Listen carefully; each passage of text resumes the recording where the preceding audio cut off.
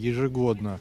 А зимой начинается отключение. За минувшую неделю часть Азьмушкина уже дважды оставалась без электричества. Накануне без света несколько часов были около 300 человек. В этой деревне много семей с маленькими детьми. 7 часов в минусовую температуру. Хорошо, там была температура минус 4 всего лишь. И в минусовую температуру у нас мы были без отопления. У нас отопление только на электричестве. Фуфайку одели, в шапках. 18 градусов, дома же холодно. Валенки одела.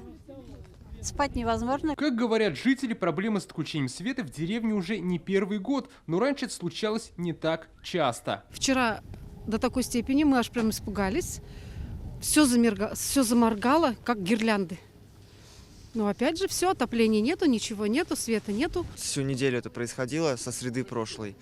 То на 2 часа, то на 7 часов отключится электричество. При отключении полетел у нас скважинный насос, пришлось его вытаскивать, менять, покупать новую. А вчера уже отопительный котел. Глава Азьмушкинского сельского поселения о проблеме знает. По его словам, подстанция работает на 200%, то есть практически на износ. Это и приводит к перебоям. Это отключение произошло из-за скачка напряжения, потому что соседи этих же жителей, или же сами жители, скорее всего застройщики, наверное, включают мощную аппаратуру в около 500 киловатт. Как заявляют в сетевой компании, отключение связано с перегрузом линий электропередач трансформаторной подстанции. Одна из причин – часть жителей пользуются электроэнергией без заключения договоров, то есть самовольно. Для предотвращения аварийной ситуации техническим руководителем было принято решение о замене трансформатора и увеличении его мощности.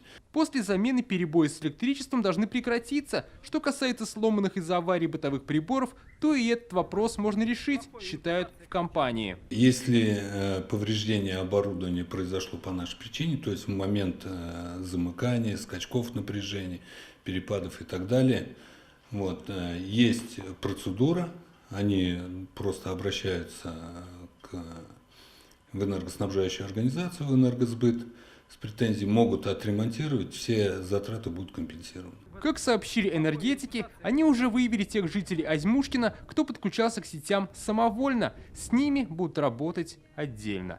Дмитрий Айринин, Эльмира Гайнудинова, Тагир Бекметов, ТНВ, Тукаевский район. Закажи рекламу на ТНВ. Телефон в Казани 5 705 100.